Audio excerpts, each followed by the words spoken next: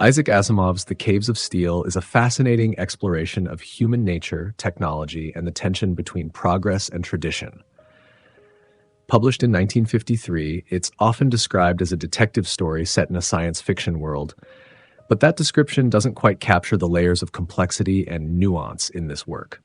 At its core, it's a story about fear of change, fear of the unknown, and fear of each other. The novel is set in a distant future where Earth is overcrowded, with billions of people living in massive enclosed cities called the Caves of Steel. These cities are self-contained ecosystems, where the open sky is little more than a myth to most. Outside these domes are the spacers, descendants of humans who left Earth generations ago to colonize other planets. The spacers live in luxury, enjoying advanced technology, long lifespans, and spacious environments. In contrast, the Earthmen cling to their domed cities, mistrustful of the spacers, and most notably, their robotic companions. The protagonist, Elijah Baley, is a police detective from Earth. He's a product of his environment, cynical, pragmatic, and deeply prejudiced against robots who are beginning to displace human labor. His world is turned upside down when he's assigned to investigate the murder of a spacer scientist.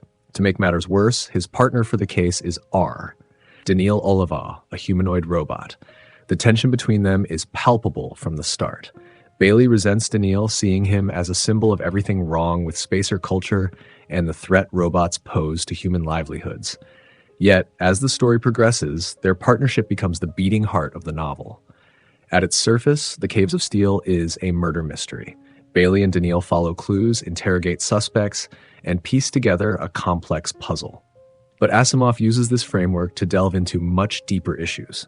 The novel is a commentary on technological advancement and its impact on society. Robots in this world are both a marvel and a menace. They're efficient, tireless, and obedient, but they also represent the erosion of human identity and purpose. It's easy to draw parallels to today's debates about automation and artificial intelligence. What happens to a society when machines take over jobs? How do humans adapt, or fail to adapt, to a world that no longer needs their labor? Prejudice is another central theme.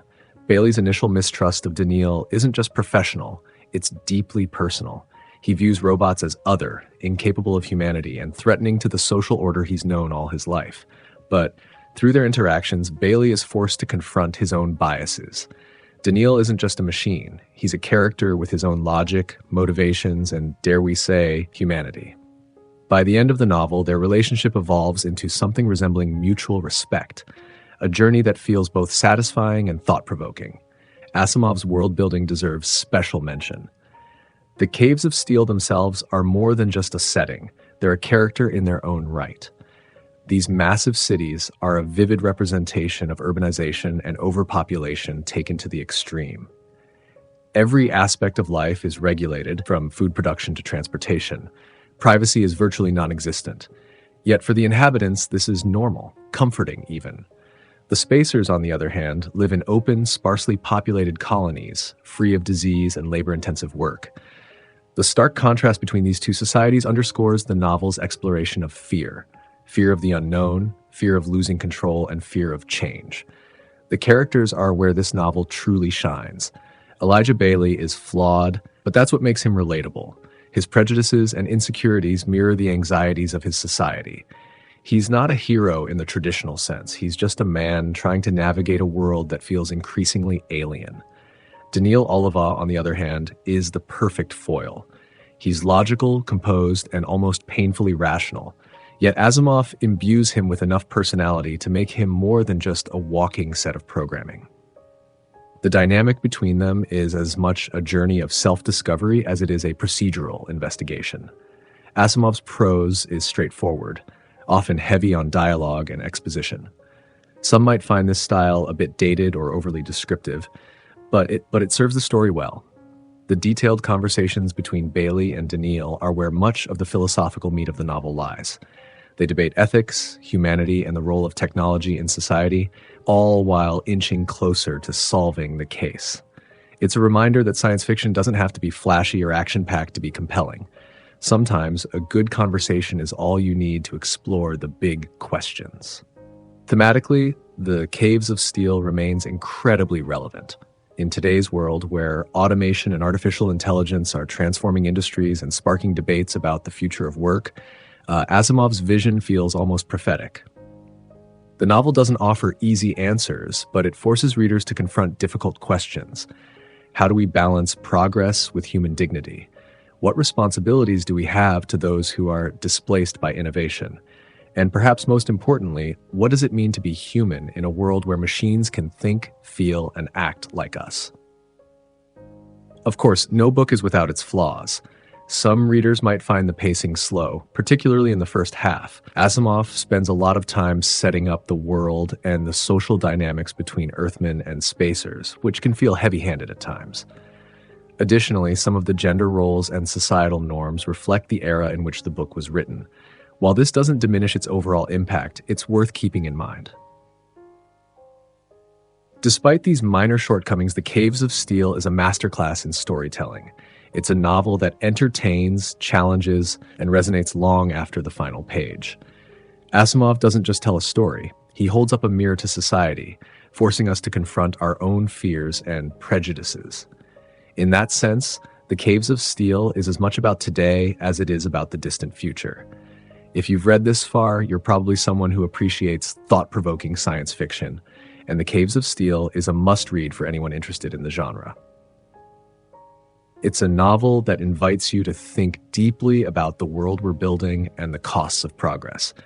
If you haven't read it yet, now's the perfect time to pick it up and experience Asimov's genius for yourself. Thanks for watching. If you enjoyed this video and want to see more content like this, don't forget to like, subscribe, and hit the notification bell so you don't miss any future uploads.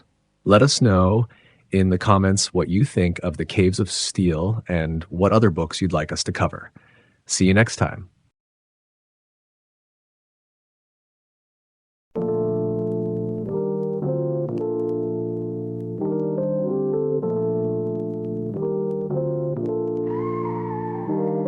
In neon shadows whispers low, a world where secrets often glow. Machines with hearts that never beat, in lurid nights they quietly meet.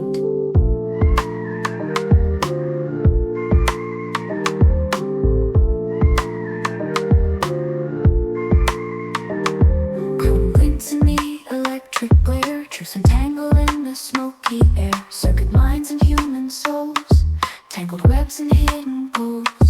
In the pulse of a synthesized world, tension rises as truths unfurl. Metal hearts beating cold and true. What's a machine, or me, or you?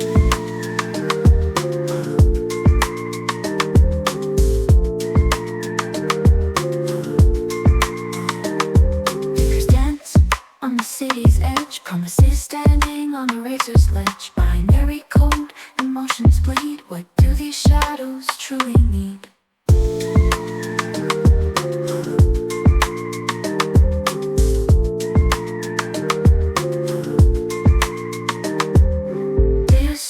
That weave in wind, in darkness mysteries confined. Artificial eyes that see too deep, in layer secreted signals seep. In the pulse of a synthesized world, tension rises as truths unfurl.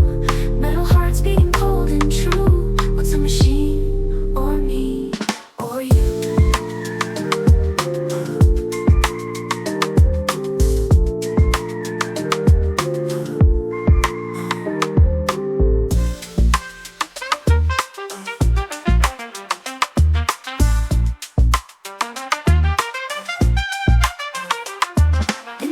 Of a synthesized world, tension rises as truths unfurl. Metal hearts beating cold and true. What's a machine, or me, or you?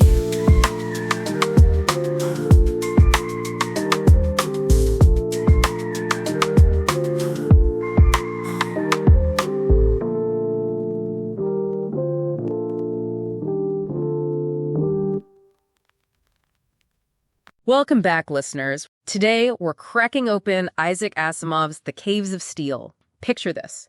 Earth, totally packed into these mega cities called, get this, Caves of Steel. Yeah. Super crowded, right? Totally. And meanwhile, you've got the spacers. Those are the folks who colonized other planets, living the good life on these spacious worlds. Total contrast, huh? Big time. And right in the middle of all this tension, boom, a murder mystery. Enter Elijah Baley, Earth detective, not exactly a fan of robots. But guess what? He's got to team up with a humanoid robot partner. Talk about a culture clash. No kidding. Now, this all sounds pretty classic sci-fi, but hold on. Asimov published this back in 1953. Way ahead of his time. Totally. It's like he was looking right into the future. I mean, we're still wrestling with these same questions today about AI and robots. Oh, absolutely. He was thinking about prejudice against robots, what makes us human, all that stuff way back then. Mind-blowing, right. But here's what gets me. How he uses a murder mystery to tackle it all. Smart move. Draws you right in. Totally. So you've got this murder, and it forces everyone, Baley especially, to really confront their ideas about robots. Exactly. Bailey's no robot lover, let's just say. Understatement of the century. But that makes him such a great character, you know? Oh, he's totally relatable. He's got all these anxieties about robots that people back then probably had too. It's like he's reflecting the fears of his society. And maybe some of our fears today too. Right. Okay, but before we get too deep into Baley, can we talk about those 3 laws of robotics? Oh, yeah. Gotta have the 3 laws. They're like the ground rules for Asimov's robots. They're always coming up, right? Yeah. So for anyone who hasn't encountered them before. Well, first, a robot can't harm a human. Can't even let a human get hurt so they can do something to stop it. Okay, that makes sense. Kind of like a prime directive. What else? Second law, robots have to follow orders from humans. Unless, of course, that goes against the first law, harming a human. Got it. So human safety trumps everything else. Exactly. And lastly, a robot's got to protect itself. But again, only if that doesn't break the first or second law. Okay, so self-preservation, but within those ethical boundaries. Makes sense. Simple, but wow. Do they create dilemmas in the story? Totally. And it's so relevant to all the conversations we're having now about AI safety and ethics. It's mind-boggling how Asimov was on top of this stuff decades ago. But let's get back to Baley for a minute. I'm really intrigued by his journey from prejudice to, well, maybe acceptance. Oh, yeah. That's a key part of the whole book. He really goes through it. What makes him such a compelling character, though? Well, he's a product of his environment, right? Living in this crazy, overcrowded world. The caves of steel. Exactly. Totally reliant on robots for everything. And he's not exactly thrilled about that. No, he's got all these anxieties, fears about robots taking over, losing control. So he's not just some cartoonish robot hater. He's got real reasons for his feelings. Exactly. He reflects real societal fears. And that's what makes him relatable, even today. Makes you wonder if we'd be any different in his shoes. Right. Imagine, all of a sudden you have to work with this super advanced robot. And not just any robot. Daneel, this humanoid robot. Practically indistinguishable from a human. Right. And this is where things get really interesting. No kidding. Especially when you think about the setting those incredible caves of steel themselves. Oh, yeah. Those caves are more than just a backdrop. They represent this extreme urbanization, complete reliance on tech. Cut off from the natural world. Exactly. And it makes you think, right? About where we might be headed. What are the consequences of overpopulation? Of depending so much on tech? Yeah, Asimov wasn't afraid to ask those tough questions. So we've got this world on edge, a murder that throws everything into chaos. And these 2 very different characters, Baley and Daneel, thrown together. Sounds like a recipe for disaster, maybe. And a great story. What's Baley's first reaction when he meets Daneel? I can't even imagine. Well, picture this. Bailey's expecting some clunky metal machine. But Daneel shows up, and he looks completely human. Handsome, sophisticated, and totally logical. Not what Baley signed up for. Not at all. And remember, Bailey's a gut feeling kind of guy. He relies on intuition to solve cases. So Daneel's whole logical, robotic way of thinking? Total opposite. I bet that makes for some interesting clashes. Oh, yeah. Oil and water. It forces Baley to confront his prejudices, makes him question if his gut is always right.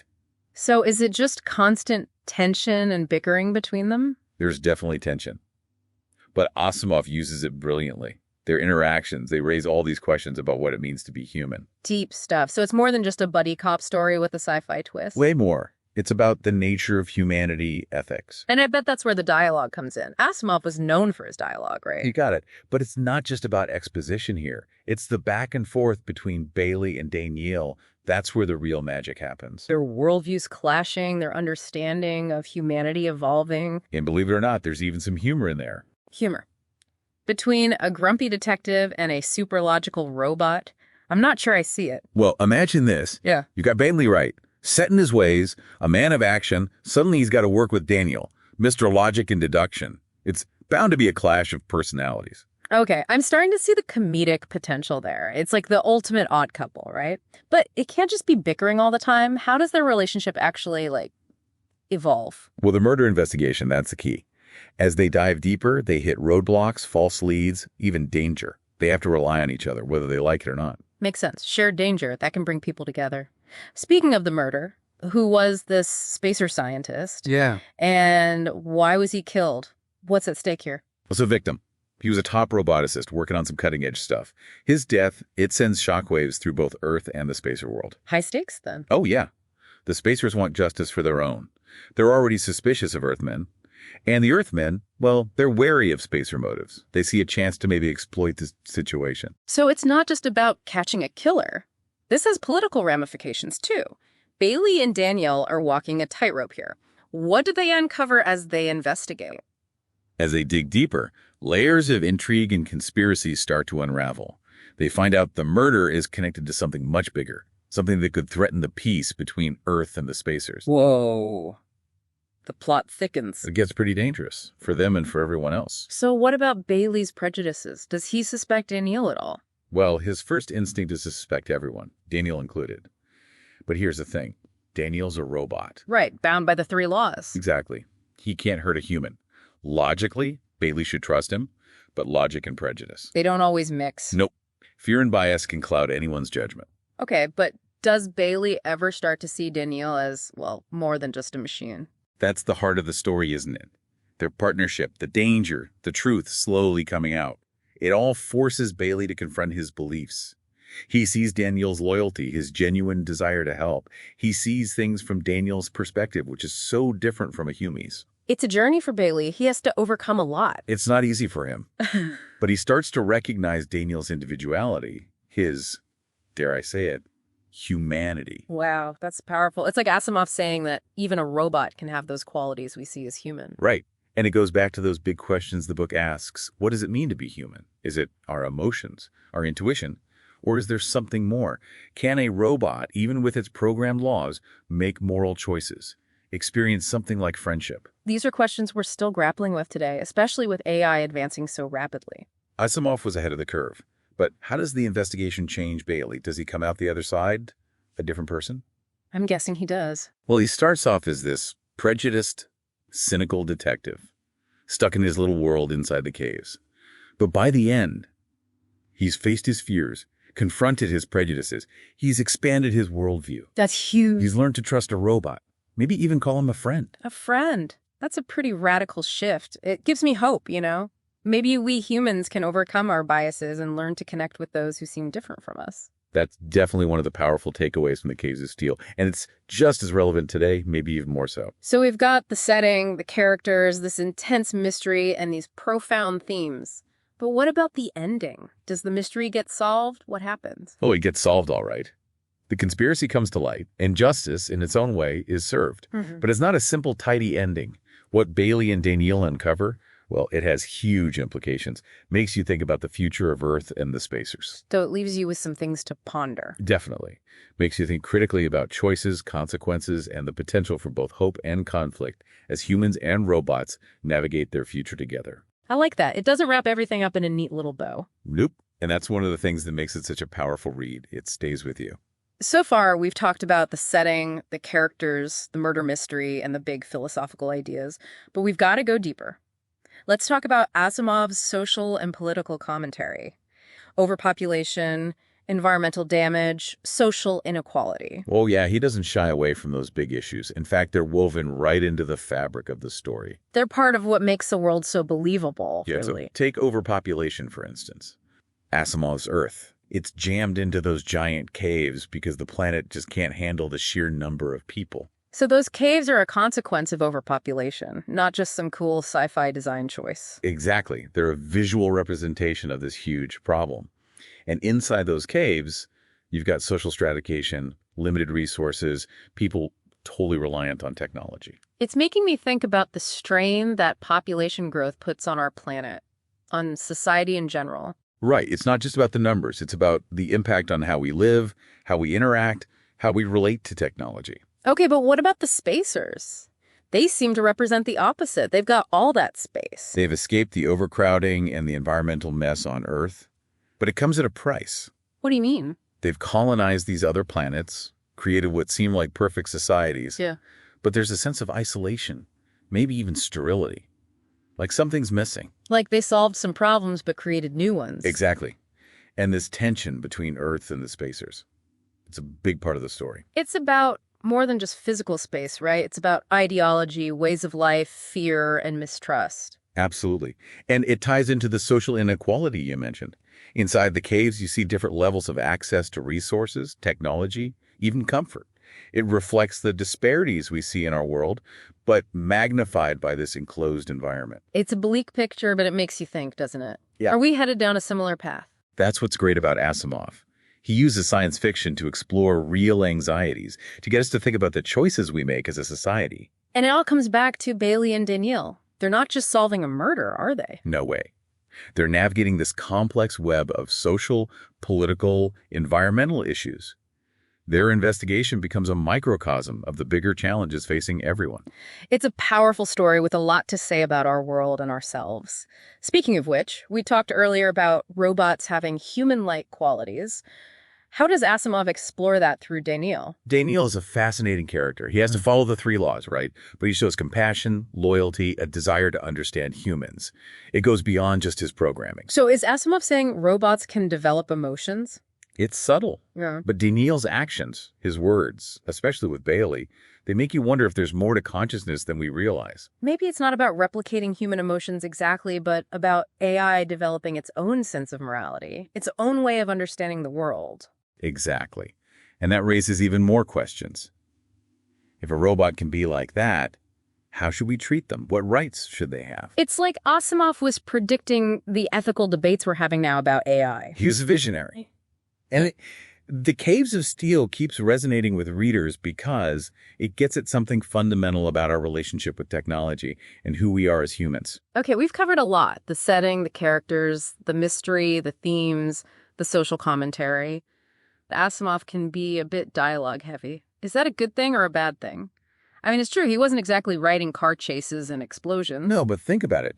Baley and Daneel stuck together, their conversations, those are the heart of the book. Yeah, it's not just small talk. They're clashing, challenging each other, growing. It's like a mental chess match, right? Every word, every deduction, it pushes the story forward. And Asimov weaves in these complex ideas about technology, society, being human. It never feels like a lecture. Exactly. It's all in the way they talk, their tone, their thinking. You learn as much from that as the actual words. So it's subtle how he does it. Totally. Like, you can hear Baley's language changing the more time he spends with Daneel. Mm-hmm. He starts out skeptical, but then there's his grudging respect. And then Daneel, he's looking at the human world from the outside. Yeah, it makes you question your own assumptions, seeing things through his eyes. Clever. Okay, but let's talk visuals for a second. Those caves of steel, I bet Asimov really brings them to life. Oh, yeah, he uses such vivid descriptions. The sounds, the artificial light, the crowds, you can almost feel it. It's got to be claustrophobic, right? Totally. Trapped in this advanced but sterile world. Sounds kind of dystopian. Any hope in this world? There's definitely unease, fear of the unknown, technology, the spacers. But Baley's journey, I think that offers some hope. He starts closed off, but Daneel opens him up to new possibilities. Classic hero's journey, but it's internal too. He's challenging his own biases. Exactly. That's what makes a story stick with you, right? It's not just entertainment, it makes you think. Totally agree. And that's Asimov for you. He asks those tough questions, makes us confront our prejudices, our relationship with technology, what it means to be human. So if someone's never read The Caves of Steel, what's the one thing you'd tell them? It's a story about connection. Two completely different beings forced together. They have to overcome their biases, learn to rely on each other, and they form this bond that goes beyond their differences. And we as readers, we're challenged to do the same, to step outside our comfort zones, embrace the unfamiliar, see the humanity in those who seem different. Beautifully said. And it's so relevant today when the world feels so divided. We could all use a bit of Baley and Daneel in our lives, right? A reminder that connection, empathy, understanding, that's what matters, especially when we face the unknown. I think that's the legacy of The Caves of Steel. It challenges us, inspires us, reminds us of the power of human connection, even in a world full of technology. Well said. And on that note, we've reached the end of our deep dive into the Caves of Steel. We hope you've enjoyed exploring this world with us, and maybe it's piqued your interest to check out Asimov's work yourself. Remember, even when we're anxious about the future, there's always room for connection, growth, and a little bit of hope. Thanks for joining us.